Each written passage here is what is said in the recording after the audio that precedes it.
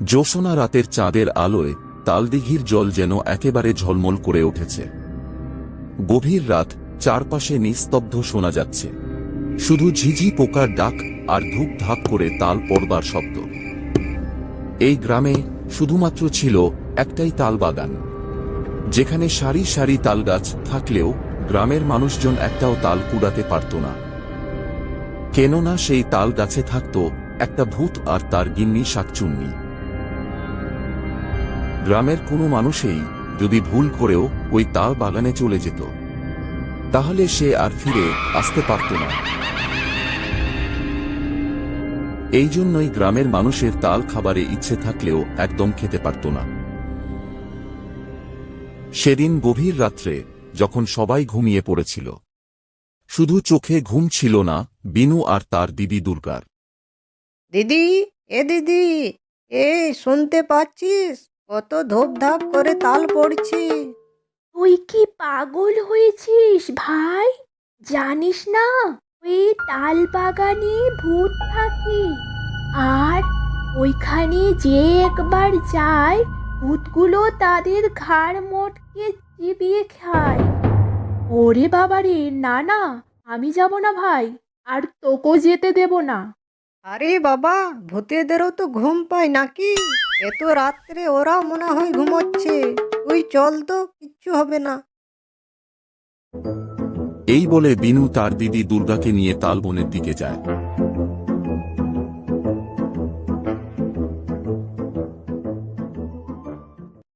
দেখো গিন্নি, এই দিকে দেখো, কত তাল পড়েছে। কতদিন তালের পিঠে খাইনি। তালের বড়া খাবার জন্য জিভ থেকে একেবারে টপ টপ করে জল পড়েছে। এই যে আমার ভোলো ভূত, ভূতেদের আবার কে তালের পিঠে বানিয়ে খাওয়াবে? মনে নেই তোমার? বেঁচে থাকতে কত তালের বড়া, তালের পিঠে বানিয়ে তোমায় খাইয়েছি। এখন তুমি শুধু তাল খেয়ে জিভের স্বাদ মেটাও। আরে হে হে, ঠিক আছে। ওরা দূর থেকে দুটো ছেলে মেয়েকে তালবনের দিকে আসতে দেখে। ওরা আবার কে?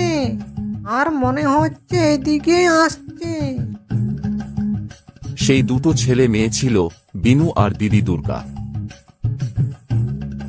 তারপর ওরা তালবাগানের দিকে এগিয়ে যায়, আর সেখানে গিয়ে যেমনই ওরা তাল কুড়াতে যাবে, ঠিক তখনই ওদের পেছন থেকে ধপ করে একটা শব্দ ওঠে। দুর্গা আর বিনু যখন ভয়ে ভয়ে পেছনে তাকিয়ে দেখে, তখন তাদের সামনে দাঁড়িয়েছিল ভূত আর শাকচুন্নি। ভূত, ছেড়ে দাও, আমাদের মেরো না। আমরা একটাও তাল নেব না এখান থেকে। আমাদের বাড়ি যেতে দাও। ছেড়ে দেব?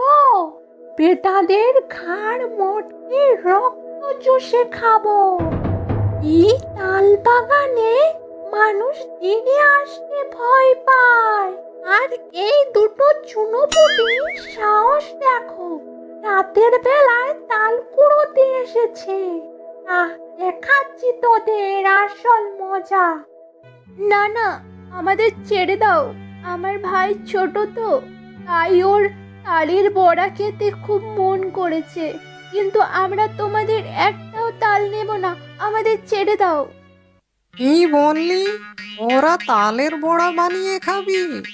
শোন, ওদের ছেড়ে দেব, কিন্তু একটা শর্তে। যদি তোরা তালের বড়া বানিয়ে আমাদের দিয়ে যাস। হ্যাঁ হ্যাঁ হ্যাঁ, ঠিক আছে। আমার মা পিঠে বানালেই প্রথমে তোমাদের দিয়ে যাব। এই বলে দুর্গা আর বিনু তালগুলো ঝোলায় ভরে বাড়ির দিকে ফিরে যায়। তখনই শাকচুন্নি গিন্নি বলে ওঠে, এই ছেলে মেয়েগুলো, কোথায় যাচ্ছিস? আগে আমাদের বড়া বানিয়ে দিয়ে যা, তারপর তোর ভাইকে নিয়ে যাস।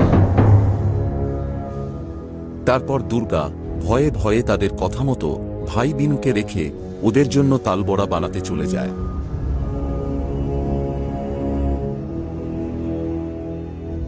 এদিকে বিনু মনে মনে ভাবতে লাগে, যে এতক্ষণ হয়ে গেল, কিন্তু দিদি তো এখনো আর ফিরল না। কি ব্যাপার?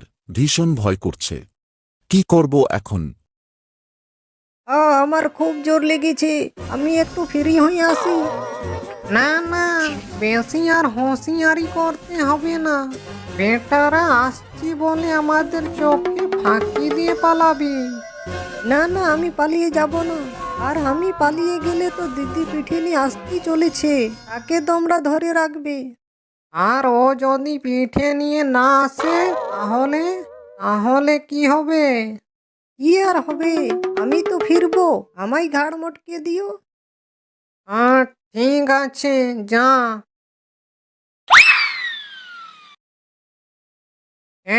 কি বললো? দিদি না এলে আমাকে ধরবে, আর আমি না এলে দিদিকে। আর যদি দুজনই না আসে? আরে আমার ভোলু ভূত, ওই দেখো, বাচ্চাটা তোমায় ঠকিয়ে পালালো।